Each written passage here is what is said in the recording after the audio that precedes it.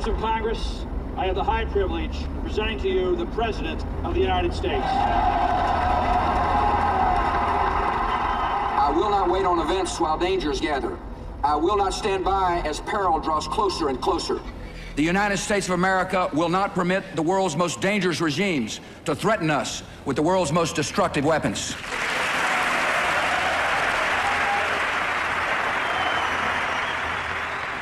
The United States went to war in Iraq because of a long-held neoconservative ambition to use regime change in Iraq, one of the biggest and wealthiest and most centrally located states in the Middle East, as a catalyst.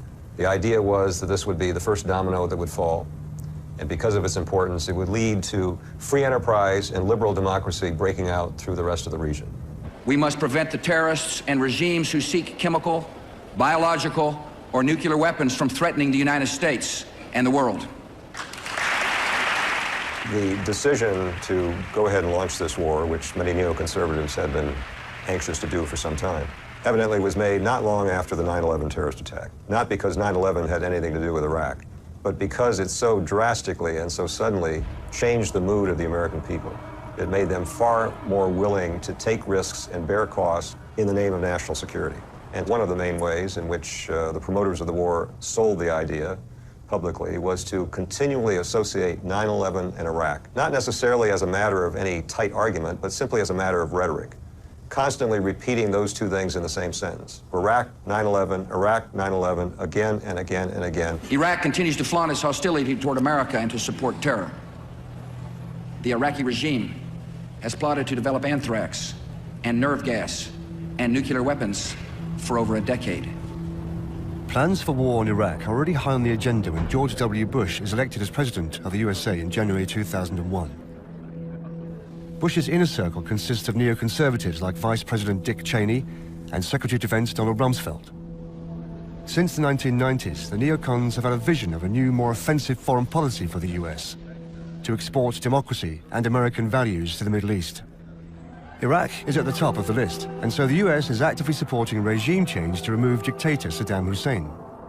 9/11 is a turning point for the campaign to sell the war on. The Bush administration now piles the pressure on US intelligence agencies to collect evidence that links Iraq with weapons of mass destruction. I was asked in February 2002 if I would come into the CIA headquarters to meet with all the people in our intelligence services who knew anything about uranium, knew anything about Iraq. The Office of the Vice President had asked a question on a piece of intelligence that they received. And the intelligence was of the existence of a memorandum of sale of 500 tons of uranium yellowcake from Niger to Iraq. It was an important question to ask simply because if Saddam had in fact been looking for uranium yellowcake in Niger, there would be only one reason, and it would be to create a nuclear weapons program. So I spent 8 days out there and I talked to everybody that I could find who knew anything about it. This was a question of understanding whether or not one could actually execute on a bill of sale for 500 metric tons in a way that nobody would know about. Now, 500 metric tons represented as much as 40% increase of the annual production. You don't ramp up production 40% or 25% from one month to the next without all 5 consortium partners knowing about it. And the consortium partners included the French, the Austrians, the Japanese, and in essence, it just could not take place without everybody knowing. The report conveyed, I think, that there was no there, which should have been enough. Joe Wilson reports to the CIA that it is highly unlikely that Iraq has acquired uranium ore in Niger. The CIA compiles a dossier and submits it to the Vice President's office. One of the central facts about intelligence work on Iraq that isn't really well understood publicly is how much influence on intelligence officers is exerted by the political environment who are already determined to launch this war and already decided what they wanted to do and already had decided what lines of argument they would use publicly to try to sell the war.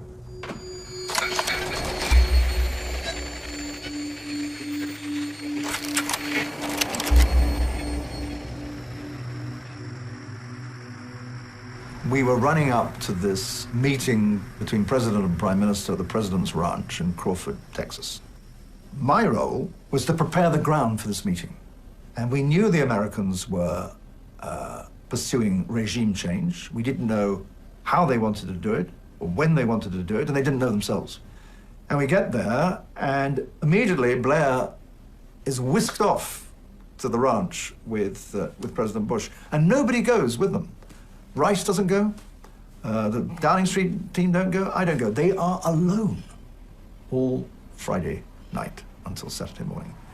Now, if you, in some ways, if you're an official, the most terrifying thing that can happen is that you lose your leader. And he's left alone with the US president. You think, without us being there to advise him, what the hell is he going to agree to? So Friday night, the two teams, me and the Downing Street team, and the American team, we all go out to a Tex-Mex restaurant in Waco. So I remember saying to Manning and Powell, what have they decided? What have they done? And they said, we don't know. We've got to debrief the Prime Minister. We haven't had time yet. So nobody knew. Nobody knew. But then Blair gave a great speech at Texas A&M University on a Sunday morning. It was a very good speech. But one of the things he said that he'd never said before was he supported regime change. If necessary, the action should be military. And again, if necessary and justified, it should involve regime change. So suddenly, out of nowhere, comes regime change, which is not, until that moment, official British foreign policy. And it gives clues to what they must have talked about in private. In international law, as interpreted by the British, we don't do regime change. Foreign Office lawyers are saying to us that's illegal. Saddam may be a bad man, but that's not good enough. You need a Security Council resolution to make that legitimate. Tony Blair returns to London. He now knows that the US is determined to remove Saddam Hussein by military force. The American relationship and our ability to partner America in these difficult issues is of fundamental importance, not just to this country, but to the wider world. Like Bush, Blair argues that it is morally right to remove the dictator. The people of Iraq deserve their freedom. But the UK Attorney General, Lord Goldsmith, is adamant that the United Kingdom cannot launch an invasion of Iraq without a mandate from the UN Security Council.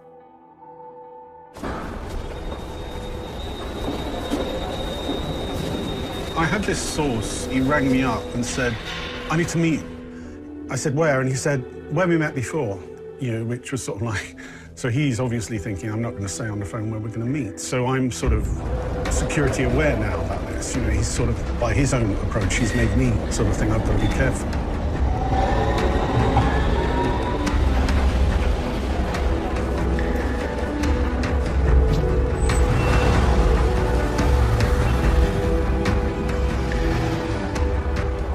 Then I went to this club.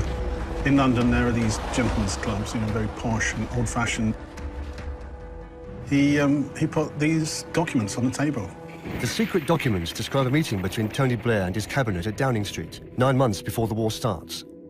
They discuss ways of legitimizing the inevitable war with Iraq. The whole war campaign included selling the whole idea of going into battle to the public.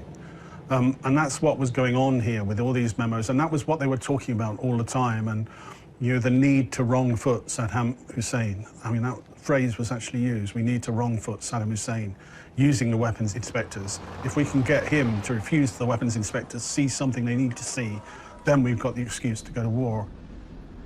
The plan is to impose extensive arms inspections on the Saddam regime. Failure to cooperate will automatically lead to a UN mandate to go to war. Now Tony Blair has to sell further weapons inspections to Bush. There is a very important private meeting at which Colin Powell meets the president. And I think Condoleezza Rice was there as well. And basically what Powell says is, look, if you want to do this thing, go to Iraq. Don't forget, if you smash it, you own it. We'd be crazy to go into Iraq without trying to get international support, which means going to the UN. And Bush buys the argument. Bush is not the crazed neocon he's sometimes accused of. The neocons were quite separate from Bush. Bush was not a Christian evangelical, and he was not a neocon. He was something else. And he actually announces that he's going to go to the UN and starts reaching out to European leaders.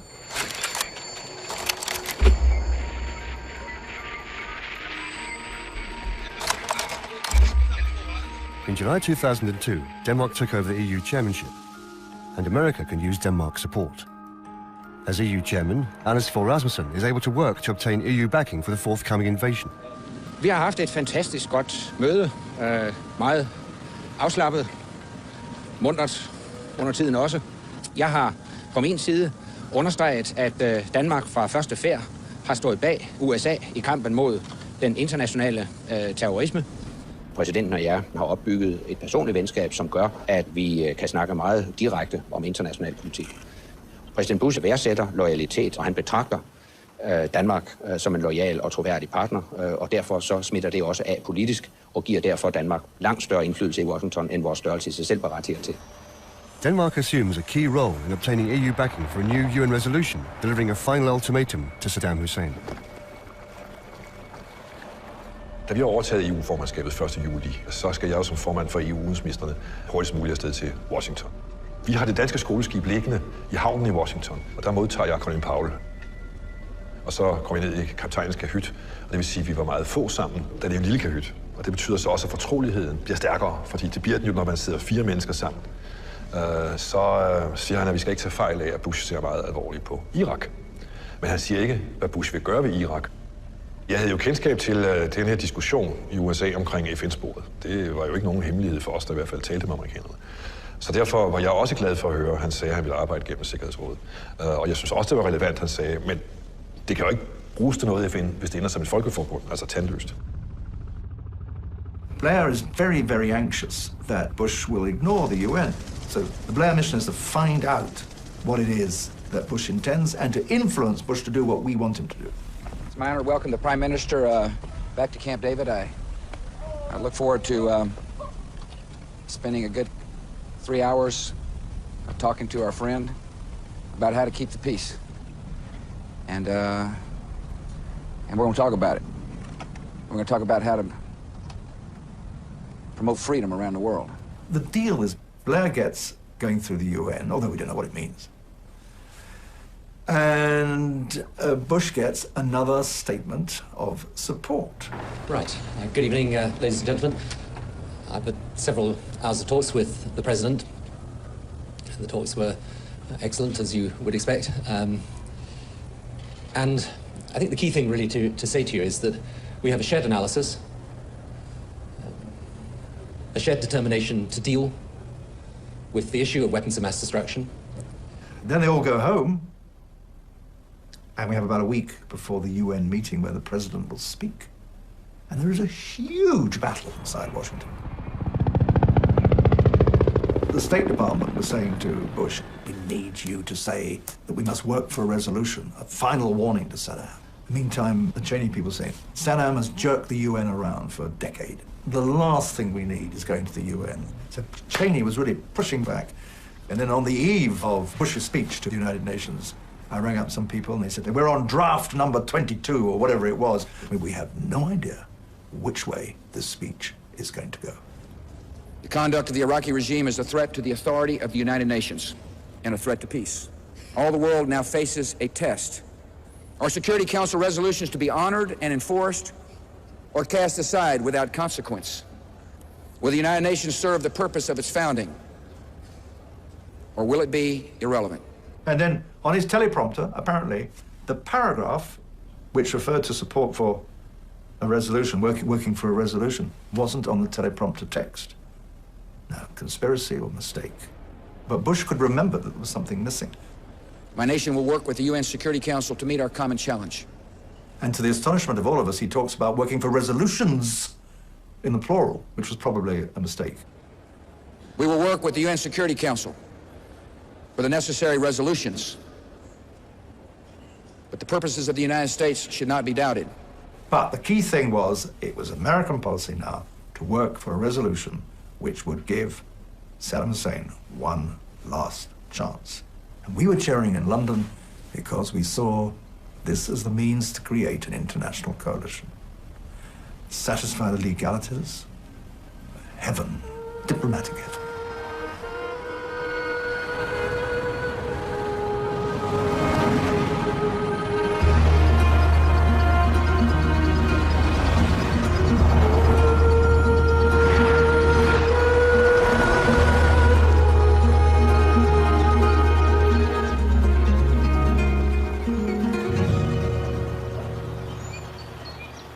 What intelligence officers like myself were witnessing as far as the campaign for selling the war was mostly the same thing that the American people as a whole were hearing. The public speeches, the statements. Mr. Cheney, the vice president, kicked off the main part of the campaign with a major speech in which he made some very definite statements about the unconventional weapons programs of the Iraqis. There is no doubt that Saddam Hussein now has weapons of mass destruction.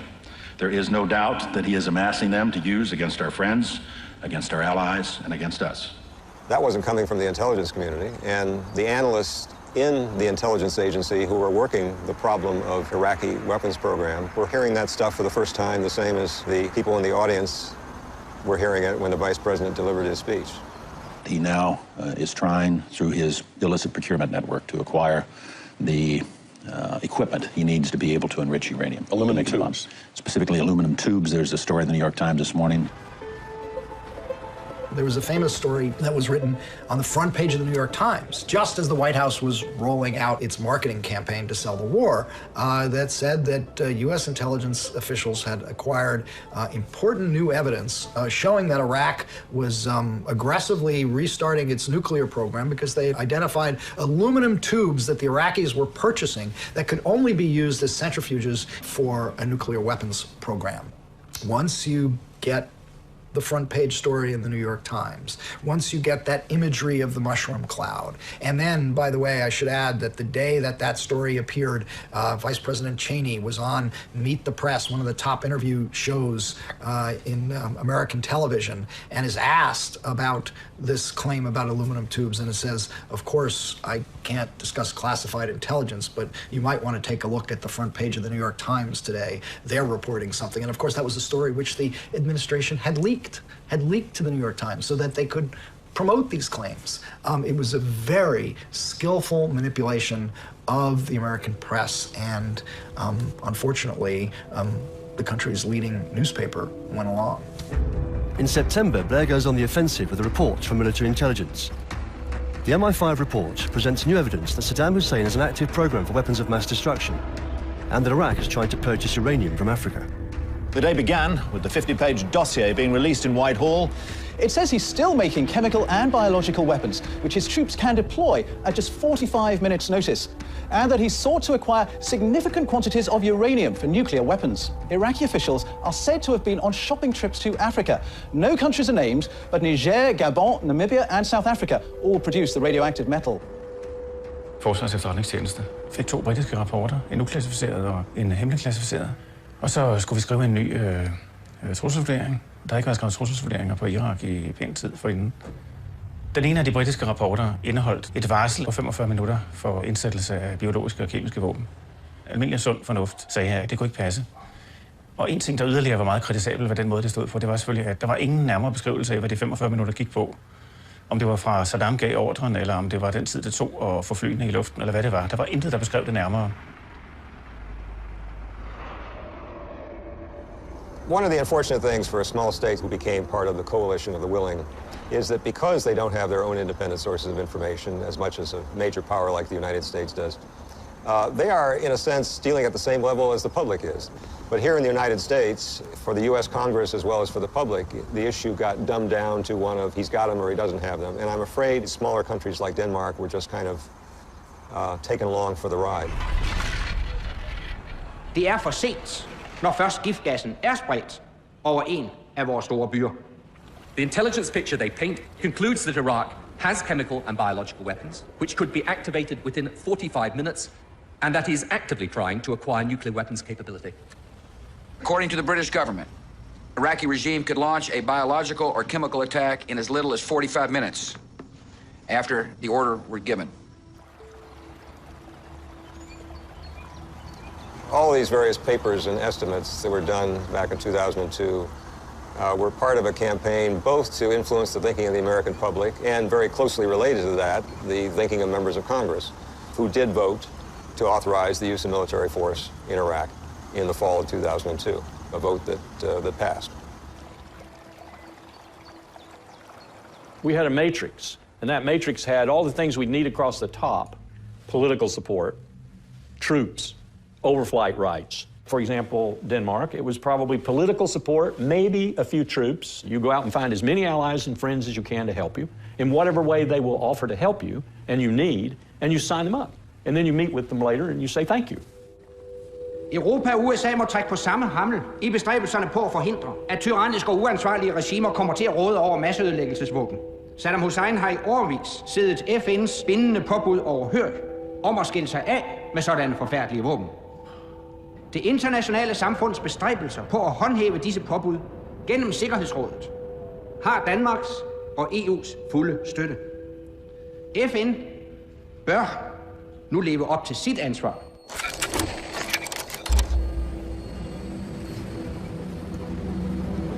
At the UN building in New York, the Security Council has started talks on the new resolution calling for the disarmament of Iraq. In the initial draft, Colin Powell demands that if Saddam refuses to cooperate with the UN's arms inspectors, it will automatically unleash a mandate for war. China, Russia and France think this is too harsh. Dominique de Villepin, the French foreign minister, supports a resolution that does not automatically lead to a mandate for war. The Danish chairmanship has a tough task maintaining a united front among EU member states. In particular, the UK and France don't agree. As presidency of the European Union, Denmark will strive to build a common position of the Union.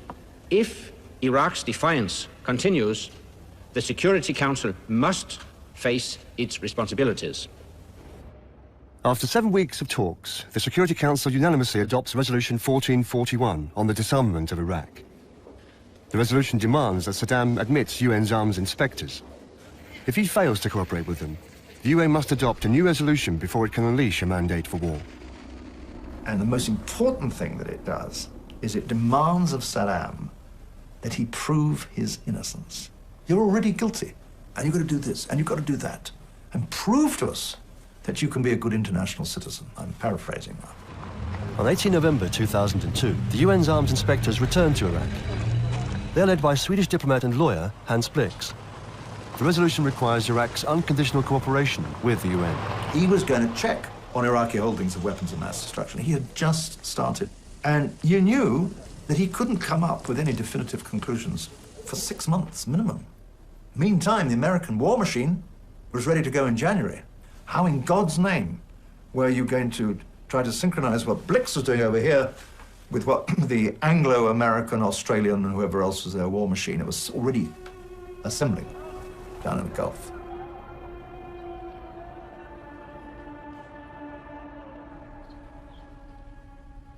Maybe they hoped that the Iraqis would either reject the resolution 1441, or else that the Iraqis would do as they did in the 90s, to deny access to inspectors. Again, they could go to the council and hopefully get an authorization.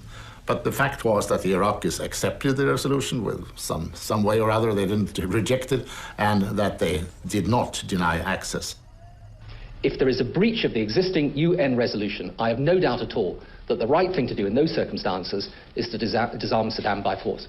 We, the Brits and the Americans, had to try and find this thing called the smoking gun, which would then short-circuit the diplomatic Blix process and enable us to say to the world, yep, we've caught Saddam red-handed.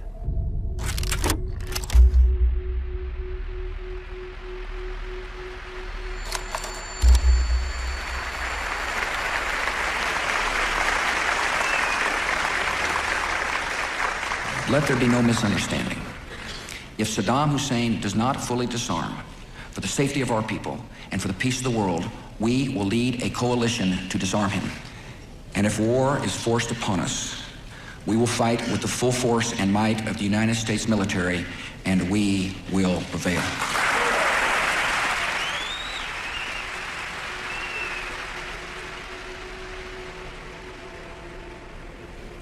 The British government has learned that Saddam Hussein recently sought significant quantities of uranium from Africa. The British government has learned that Saddam Hussein recently sought significant quantities of uranium from Africa. From Africa, he said. The African country to which the president had been referring in the State of the Union address was Niger. That really ran counter to what I and others had concluded. They had essentially lied to us. The president quoted a British paper. We did not know at the time. No one knew at the time in our circles. Maybe someone knew down in the bowels of the agency, but no one in our circles knew that there were doubts and suspicions that this might be a forgery. That's when it became apparent to me that the U.S. government was not going to come clean. They were not going to tell the truth on this matter unless I forced their hand myself. And I knew that the New York Times was interested in my telling the story. If I were to tell the story in my own voice, my own words, and put my name to it, it would have much more impact. It was entitled What I Did Not Find in Africa, and it said basically that the administration had skewed the intelligence and that we deserved to know whether we had gone to war under false pretenses.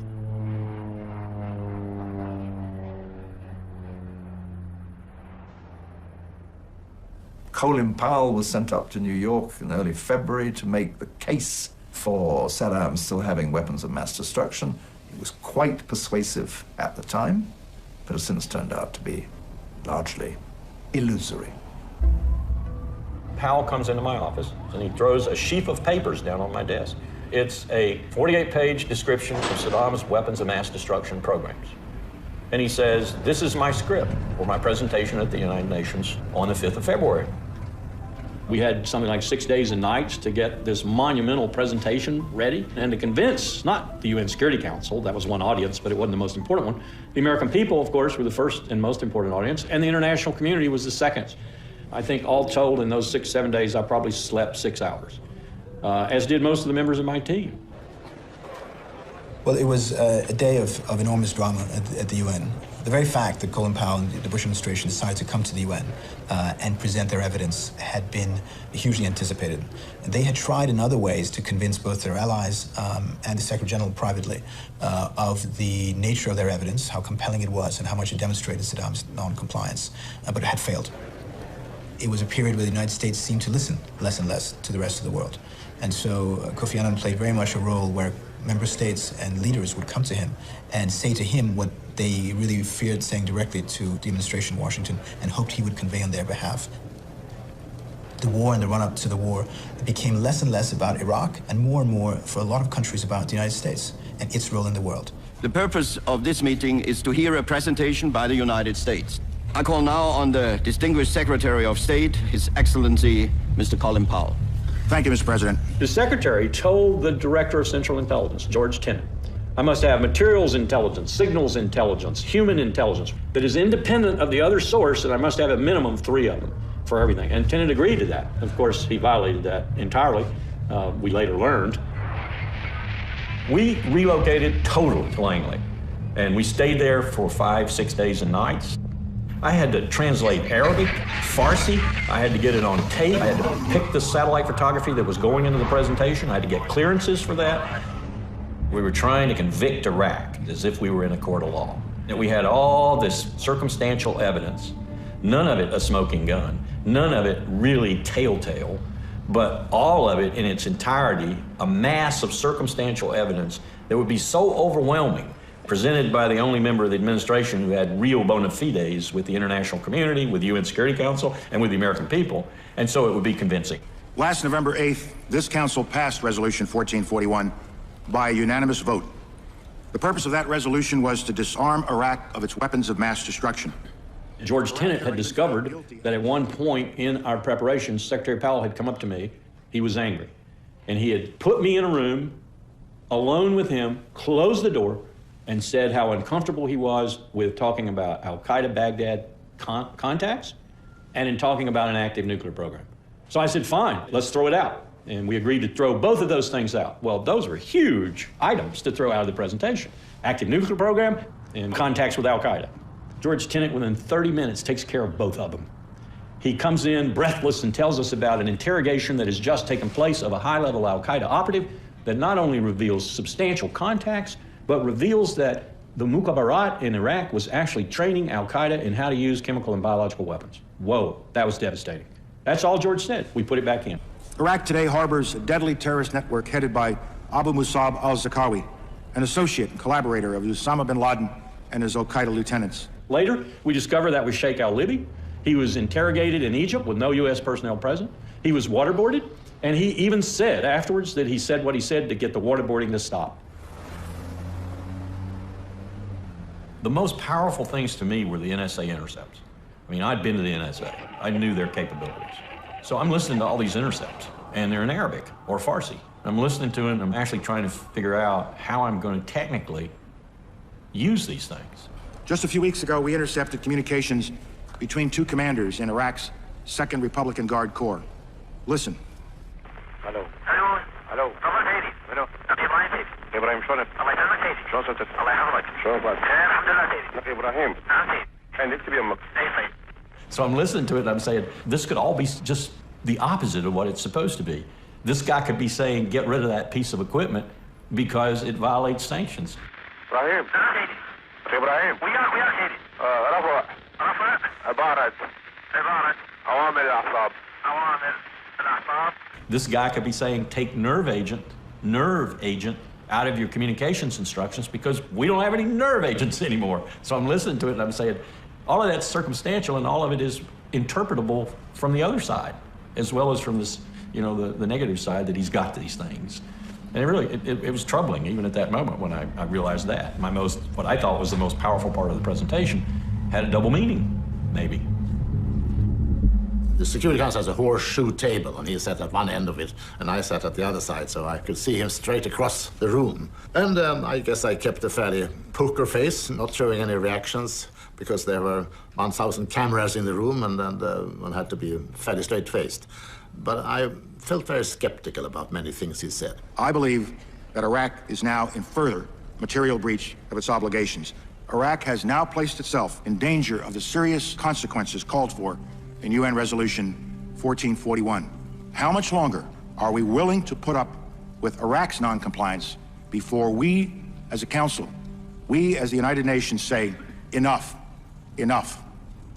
The UN Security Council was the first time I saw the whole thing without any interruptions and distractions.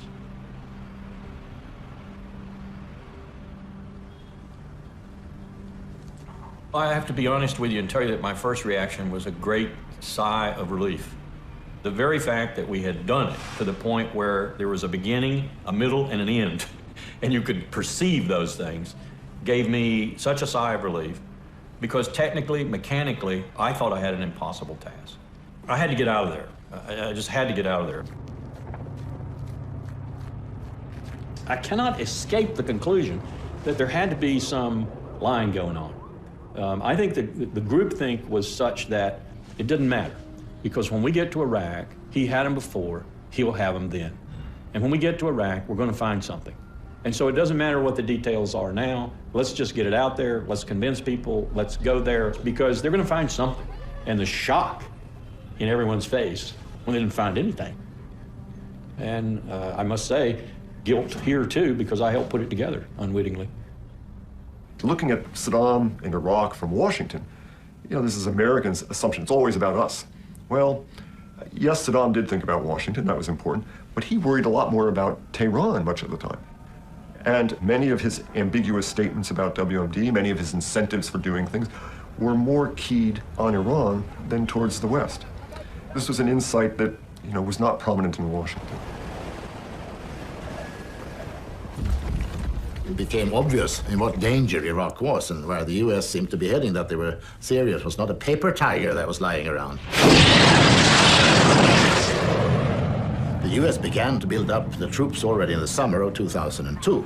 And I think it's very likely Iraqis would not have accepted inspection had it not been for the U.S. build-up. And then as they saw this gradually building up more and more, and I think they got really scared. Proactive, almost frantic, I would say, in February 2003. On 7 March 2003, Hans Blix presents the results of 3 months of inspections. The inspectors have investigated over 600 sites in Iraq. The numerous initiatives which are now taken by the Iraqi side can be seen as active or even proactive. I reported to the Council precisely the increased kind of cooperation that we had received, and the tone was a different one in February, and end of February and beginning of March. When the tone changed, it was because the reality changed. There is no indication that Iraq has attempted to import aluminum tubes for use in centrifuge enrichment. After 3 months of intrusive inspections, we have to date found no evidence or plausible indication of the revival of a nuclear weapon program in Iraq. Even with a proactive Iraqi attitude induced by continued outside pressure, it will still take some time to verify sites and items. It would not take years, nor weeks, but months. In the past 2 months, during which we have built up our presence in Iraq, we have conducted about 300 inspections, saying that there are no prescribed weapons, and if no evidence is presented to the contrary.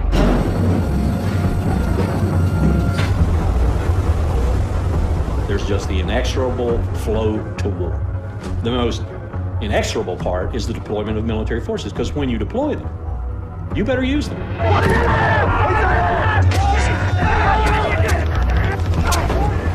Are you going to bring them home once you've got them in Kuwait and at ship and flowing them from the north and flowing them from the south? And no.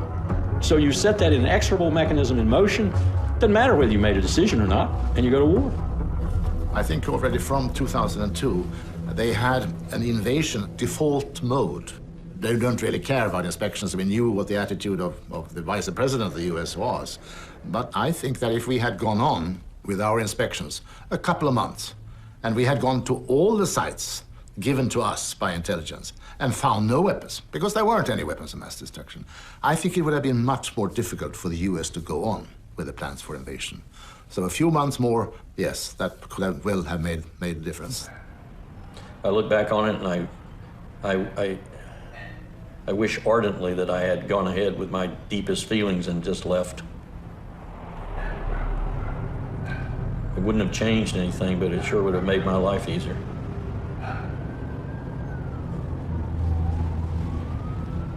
I don't think it would have changed anything if Powell had left. They would have just found somebody else.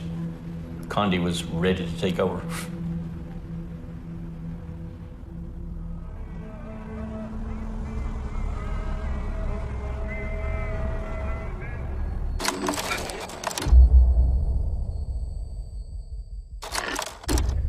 Bush did help Blair try and get the second resolution.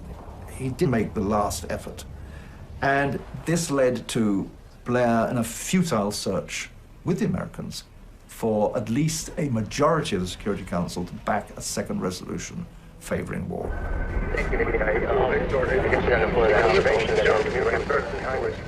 As Security Council talks continue, a British newspaper breaks a story. The Observer reports that a British intelligence analyst has leaked a mail revealing that the UK and the US are bugging Security Council diplomats. It was an email from NSA, National Security Agency, which is the US counterpart to GCHQ. And as I read it, I was more and more amazed at what I was reading. It was a very specific request to the British intelligence services to eavesdrop, intercept communications of the 6 swing nations that were sitting on the Security Council at the time, and gather any information that we could on these diplomats that would allow the US to either blackmail or bribe them or somehow play some kind of a dirty tricks on them so that they would vote yes, which would authorize the invasion of Iraq. I just felt increasingly angry, and I felt that that was an explosive email that had the potential to derail the whole bandwagon that was charging ahead. And I felt it needed to get out into the public domain as quickly as possible because time was of the essence. The revelation damages British and American credibility in the Security Council. The members of the Security Council now face a grim choice. If they fail to agree on a common position and action is taken without the authority of the Security Council, the legitimacy and support for any such action will be seriously impaired. Blair increases the pressure on the Security Council. He tables a draft for a new resolution, stating that Saddam has missed his chance, and this means war. But an overwhelming Security Council majority still thinks the dispute can be resolved by diplomacy, and that the inspectors should be given more time. When you have active cooperation on the part of Iraq, as the inspector said, you don't talk about days. Mr. Blick said, not a year, not years, not weeks, but months. When plans to legitimize the invasion through the UN meet opposition, Bush decides to go it alone. He insists that Saddam has already breached previous UN resolutions. Tony Blair and Anders Fogh Rasmussen support him, but they don't yet have the backing of their own parliaments to follow Bush to war. Nu må Danmark være klar over, at der ikke er en ny beslutning fra FN. Vi har aldrig forlangt den. Så må vi med Folketingets partier drøfte i morgen, hvad er så konsekvensen i forhold til Danmark. Jeg skal så her for en god ordens skyld gøre opmærksom på, hvad det drejer sig om.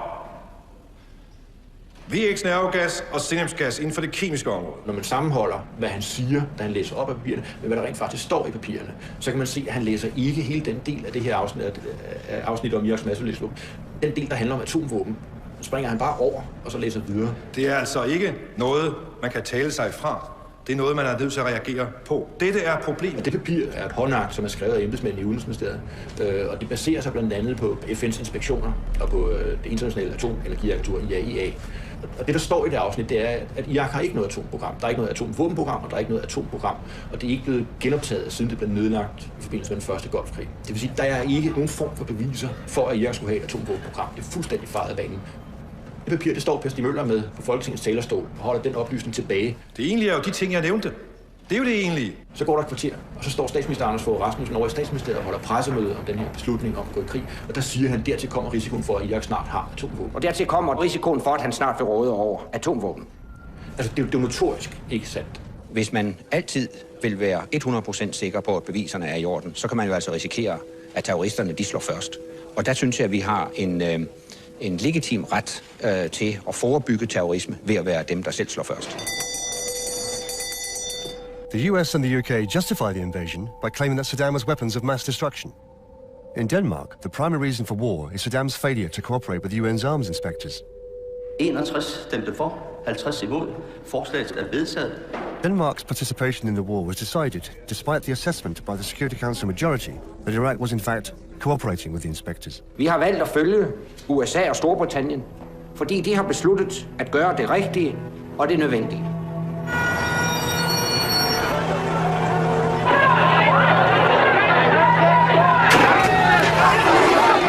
Huge protests. One of Blair's finest oratorical performances was in the House of Commons to persuade a majority of MPs to accept the argument, but he did exaggerate the significance of the intelligence. In London, the Attorney General, Lord Goldsmith, has now changed his view of the legal justification for the use of force. The UK decides to align with the US. Invasion doesn't require a new UN mandate. Blair wins the vote in the House of Commons and gets the go-ahead to follow the US to war.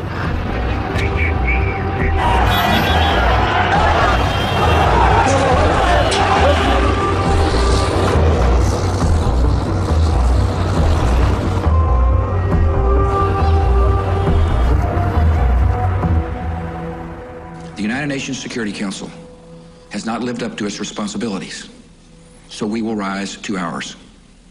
Saddam Hussein and his sons must leave Iraq within 48 hours. Their refusal to do so will result in military conflict, commenced at a time of our choosing. For their own safety, all foreign nationals, including journalists and inspectors, should leave Iraq immediately.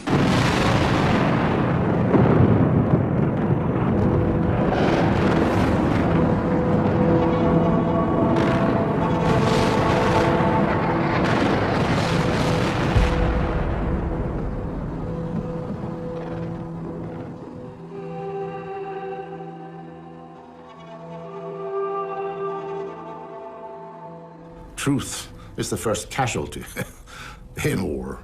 Well, truth had been a casualty all through. I remember that when the US went in, Colin Powell, I think, said that this is the moment of truth. Well, it was the moment of truth, but not the truth that the US government had held.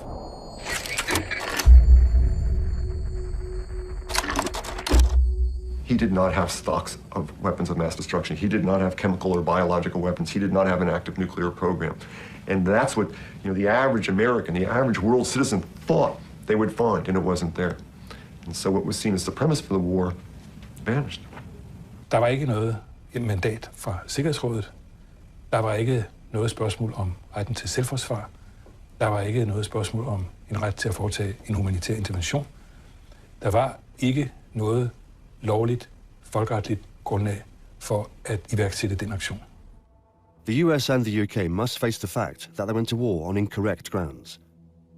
The political reputations of George W. Bush and Tony Blair will be forever tarnished by the war they started, a war declared by the UN to be illegal I regret deeply and profoundly the loss of life, whether from our own armed forces, those of other nations, the civilians who help people in Iraq, or the Iraqis themselves. And quiet, please, please. He said the only way you can influence the Americans is by being close to them. But he got so close that the leverage he might have had, he lost. The international coalition collapsed. We did not exhaust UN processes because we didn't put these things down as iron conditions. Blair never said, I can't do it if you don't do these things. He never said that. In the end, what he said was, whatever you decide to do, George, I'm with you.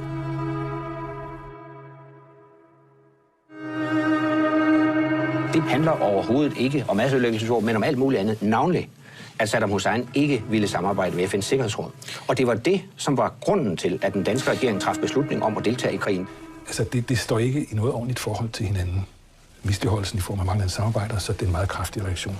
Og navnlig ikke, når det så efterfølgende viser sig, at Saddam der i foråret 2003 faktisk var begyndt, i hvert fald i et vist omfang, at samarbejde med våbeninspektørerne. Efterfølgende er der jo kommet mange oplysninger på bordet. Det understreger da kun, at det var meget klogt, at den danske regering brugte en anden begrundelse. In Denmark, criticism of the war in Iraq had far from the same consequences as it had in the US and in the UK. In 2009, Anders Fogh Rasmussen gave up his post as Prime Minister of Denmark to become Secretary General of NATO. We had it wrong. The intelligence community had it wrong, politicians had it wrong, and Saddam Hussein had it wrong. You know, his judgments about Washington were wrong. Everyone involved in this had a misconception and a misperception. Cases like this, and I would look at Iran this way, or North Korea. We really don't understand what's going on in those capitals. We don't really understand how they are making decisions. And they really don't have a clue what Washington's doing. And yet, are we really compelled to make critical decisions based on that level of ignorance?